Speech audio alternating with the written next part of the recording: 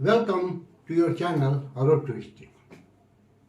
आज की इस वीडियो में जो एनसीईआरटी की मैं सीरीज चला रहा हूँ क्लास 6 का, उसी का चैप्टर 8 पर मैं बात करूँगा, जिसमें विलेजेज और टाउन्स, गांव और शहरों के बारे में बात की गई है कि गांव की क्या परिस्थिति थी, कैसे खुशहाल गांव और शहर थे, क्या वाकई खुशहाल और थे, इन सब पर हम चर्चा करेंगे।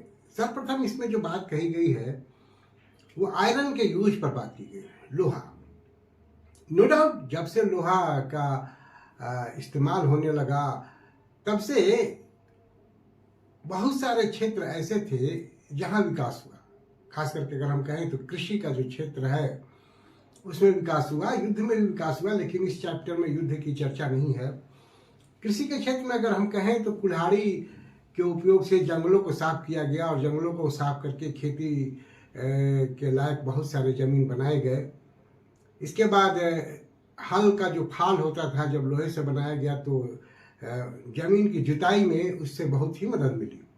तो ये तो हुआ ही, इससे उर्वरा शक्ति बढ़ी, फिर रोपाई का जो सिस्टम था उसको बदला गया। इसके अलावे जो बादशाह थे, राजा थे, उन लोगों ने सिंचाई का प्रबंध किया। कृत्रिम जलाशय बनाए गए, तालाब बनाए गए, कुआं खोदा गया, नहरों को बनाया गया ताकि सिंचाई अच्छे तरह से की जा सके, किया जाए और उससे भी उपज बढ़े। बहुत जगहों पर ऐसे उदाहरण मिले हैं, जैसे हम बाद में अगर मौर्य पीरियड पढ़ेंगे तो सुदर्शन लेक बनाया गया था जिससे टैक्स भी लिया जाता था। हालांकि इस चैप्टर में आपके वो नहीं है जिक्र, लेकिन कौटिल्य अर्थशास्त्र में लिखता है कि सिंचाई के लिए अलग से कर भी लिया जाना चाहिए और लिया जाता था। क्योंकि मुख्य साधन जो है वो इनकम का उस समय राजा के लिए कृषि ही था। कृषि से जो कर लिया जाता था वही था, इसलिए कृषि को विकसित करना जरूरी था। अब अगर हम गांव की बात करें तो गांव में कई तरह का, कई वर्ग या कई जाति के लोग रहते थे। वर्ग पर अगर हम बात करें, साथ खास करके अगर दक्षिण भारत की बात करें तो वहाँ जो सबसे अमीर वर्ग होता था गांव में उसको वेलल्ला कहा जाता था, और जो कृषक होते थे, जो खेती करते थे, जोतदार होते थे, उनको उनवार कहा जाता था, और जो कृषि दास होते थे, मजदूर होते थे, उन्हें कदैसियर कहा जाता था। तो ये अलग अलग नाम से उनको जाने जाते हैं।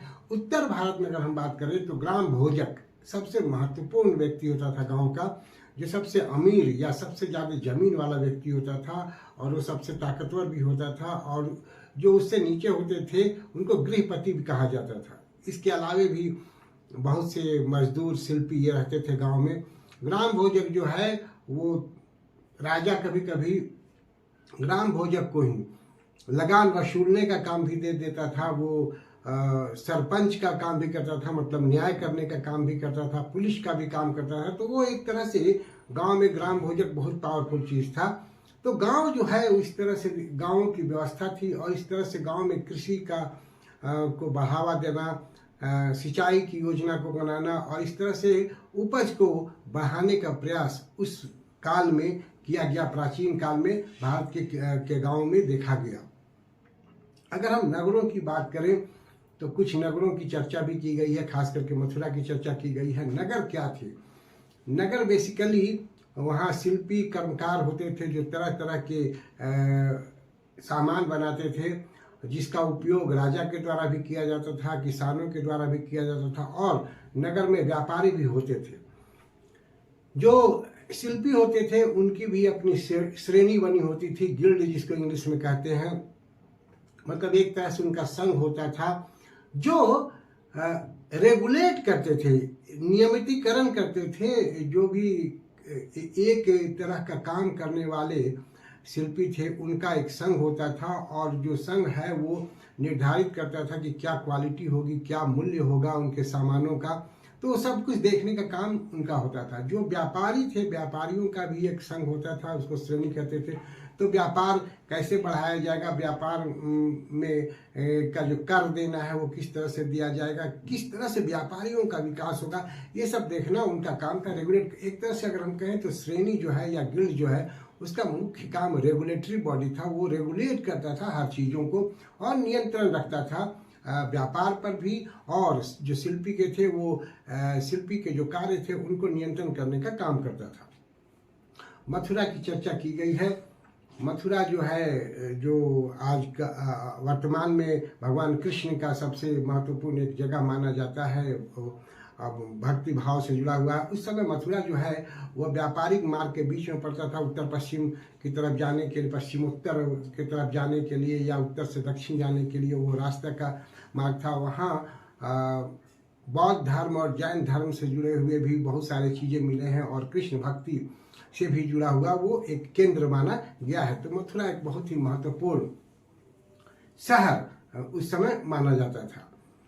अगर हम बात करें शहरों में, तो बनारस की भी चर्चा की गई है, जहाँ की वो कपड़ों के लिए बड़ा महत्वपूर्ण जगह माना जाता था। दक्षिण भारत में मदुरई की चर्चा हुई है, जो वस्त्र उत्पादन के लिए बड़ा महत्वपूर्ण माना जाता था। अब ये जो शहर हैं या गांव हैं, इनके बारे में जो जानकारी मिलती है वो उत्खनन से भी जानकारी मिलती है। कुछ जो बहुत अच्छे किस्म के बर्तन मिले हैं उनसे भी जानकारी मिलती है। हालांकि बहुत सारे मतलब स्ट्रक्चर, मकान वगैरह नहीं मिला है। माना ये जाता है कि लकड़ियों के मकान बनते होंगे या मिट्टी के मकान बनते होंगे, या फिर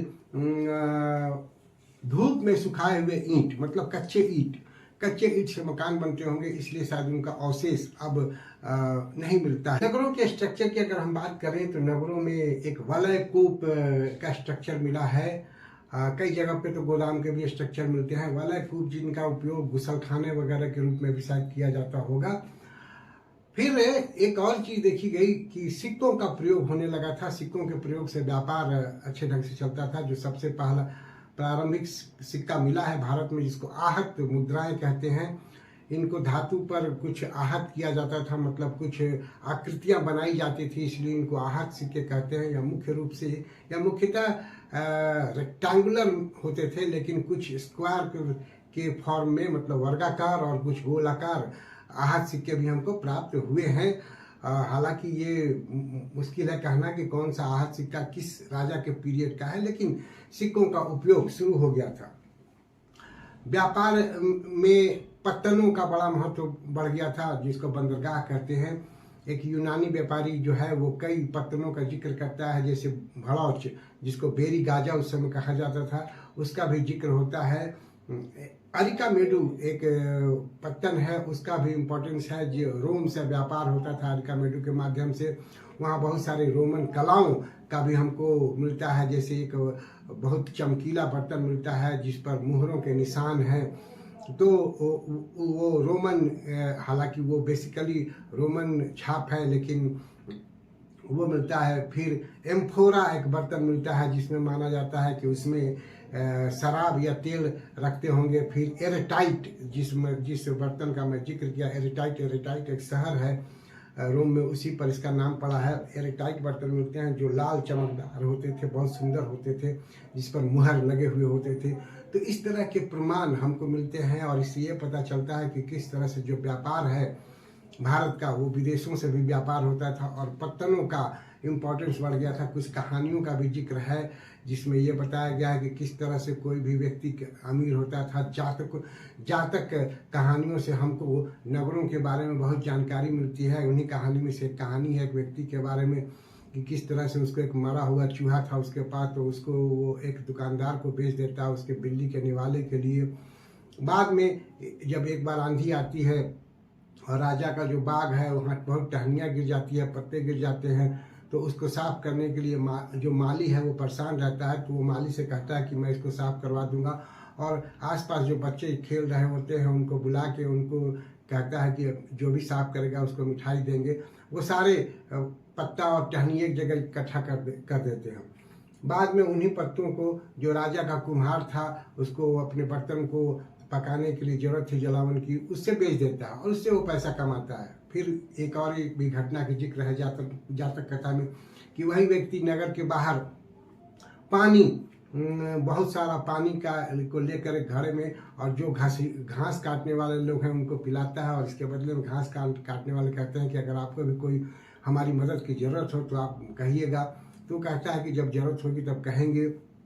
और एक बार उसका एक दोस्त जो है वो बताता है कि एक घोड़े का व्यापारी 500 घोड़ा लेकर आने वाला है, तो उस समय का उपयोग करता है और जो घास काटने वाले हैं उनसे घास ले लेता है 500 गट्ठर और कहता है कि जब तक मेरी घास नहीं बिकेगी तुम लोग नहीं बेचोगे। और इसका नतीजा ये होता है जो व्यापारी है वो अपने घोड़े के लिए घास इसी से खरीदता है और बहुत सारी मुहरे देता है, तो इस तरह से वो पैसा कमाता है। तो मतलब जातक कथाओं में ये बताया गया है कि किस तरह से नगरों में लोग पैसा भी कमाने लगे थे और किस तरह से व्यापार विकसित होता है।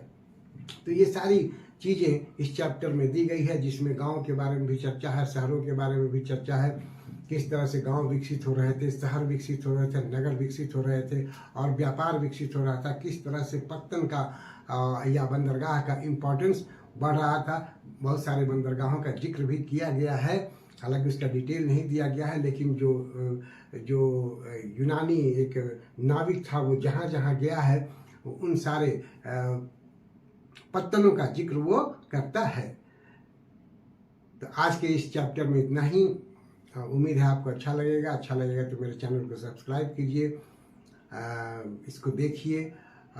फिर हम इसी क्लास के दूसरे चैप्टर के साथ आपके सामने उपस्थित होंगे। Thank you for watching me. See you again with a new video.